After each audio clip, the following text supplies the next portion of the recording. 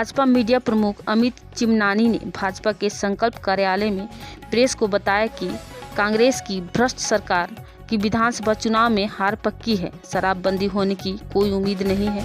बेरोजगारी भत्ता के नाम पर बजट में मुख्यमंत्री करोड़ों का राशि का प्रावधान करेंगे, लेकिन किसी को एक पैसा नहीं मिला। वो भ्रष्टाचार का गढ़ बना दिया है। जनता के लिए जो भी पैसा दिया जा रहा है केंद्र सरकार द्वारा, वो दिल्ली से छत्तीसगढ़ आता है, छत्तीसगढ़ से फिर चला जाता है दिल्ली कांग्रेस के बड़े नेताओं के पास।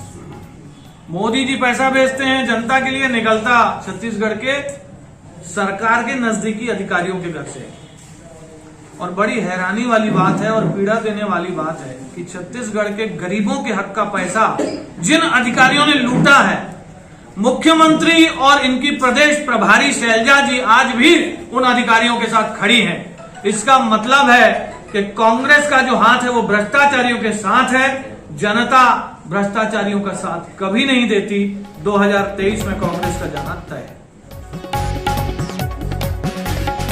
सर, चेहरा क्या घोषित कर रहे हैं सर, सीएम का चेहरा? भारतीय जनता पार्टी कई प्रदेशों में बिना चेहरे के कमल के निशान पर चुनाव लड़ती है, मोदी जी के विकास के कामों पर चुनाव लड़ती है। अरे हमारा तो कांग्रेस से प्रश्न है, बार बार अगर वो पूछते हैं तो पिछले चुनाव में कांग्रेस का चेहरा कौन था? पाटन से मुख्यमंत्री जी भूपेश बघेल जी को चेहरा बनाए थे, और सरगुजा से जो चेहरा था, जिसको 2.5 साल का कमिटमेंट किया गया था, आप लोग कम से कम यहाँ के हैं, वो आपके विधायक भी हैं, उनको 2.5 साल बनने नहीं दिए, आखिरी के 6 महीने तो बना दीजिए। प्रभारी मंत्री का एक बयान सामने आया है जिससे बोले कि भाजपा के पास में कोई मुद्दा नहीं है, वो बरसाती मेंढक की तरह से अभी चुनाव से पहले निकल के सामने आया है। क्या बोलना चाहिए? 7,000 महिलाओं के साथ कांग्रेस के राज में बलात्कार हुआ है, मुद्दा है कि नहीं है? 3,000 लोगों की हत्या हुई है, छत्तीसगढ़ देश में 3रे स्थान पर है, मुद्दा है कि नहीं है? एनीमिया जिससे आदिवासी महिलाएं मर रही हैं, छत्तीसगढ़ पहले नंबर पर आ गया है देश में, मुद्दा है कि नहीं? अगर किसी के घर में जाकर उसका गला काट दिया जा रहा है, लॉ एंड ऑर्डर जैसी चीज नहीं है, मुद्दा है कि नहीं? भारतीय जनता पार्टी के नेताओं को टारगेट करके मरवाया जा रहा है, मुद्दा है कि नहीं? प्रति व्यक्ति आय बढ़ने की जगह प्रति व्यक्ति कर्जा बढ़ गया, मुद्दा है कि नहीं है? और टीएस सिंहदेव ने खुद कह दिया है कि हमें खेद है कि हम वादे पूरे नहीं कर पाए, मुद्दा है कि नहीं? गोधन न्याय योजना को किस तरह से देखते हैं? गोधन न्याय योजना पर केंद्र सरकार ने गोवर्धन न्याय योजना के नाम से बहुत सारे अच्छे काम किए हैं और इससे जनता को लाभ हुआ है, लेकिन छत्तीसगढ़ में जो ये योजना लागू हुई है उससे जनता को नहीं, कांग्रेस के नेताओं को लाभ हुआ है।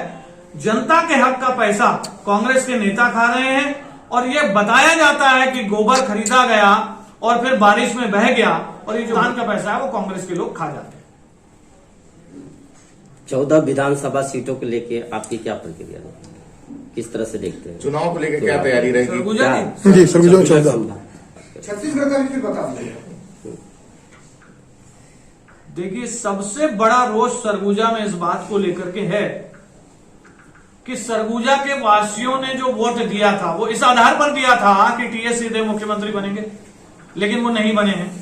तो उनके साथ कांग्रेस ने सबसे बड़ा धोखा दिया है। इसीलिए टीएस बाबा ने, मुझे लगता है स्वयं और उनके सारे लोगों ने यह तय किया है कि धोखा देने वाले लोग नहीं रहने चाहिए।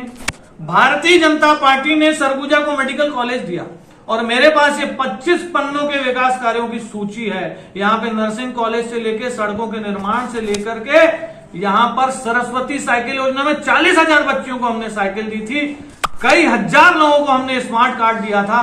सरगुजा आज विकास से कोसों दूर है, उपेक्षा का शिकार है। इसीलिए सरगुजा अब फिर से विकास करने वाली पार्टी भारतीय जनता पार्टी को चुनने वाला है। बीजेपी में क्या गुटबाजी दिखती है आपको?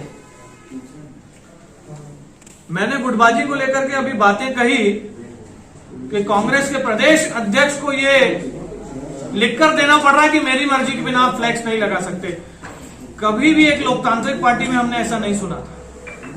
एक मंत्री पंचायत विभाग से इस्तीफा देकर के अपनी सरकार के ऊपर आरोप लगाकर इस्तीफा देता है कि ये सरकार मुझे काम करने से रोक रही है। गुटबाजी इसे कहते हैं। जयसिंह अग्रवाल कहते हैं कि एक कलेक्टर भ्रष्टाचारी है, उस पर कार्रवाई करिए, लेकिन उस पर कार्रवाई नहीं होती। मंत्री की जगह अधिकारी को प्रेफर किया जाता है, इसे गुटबाजी कहते हैं।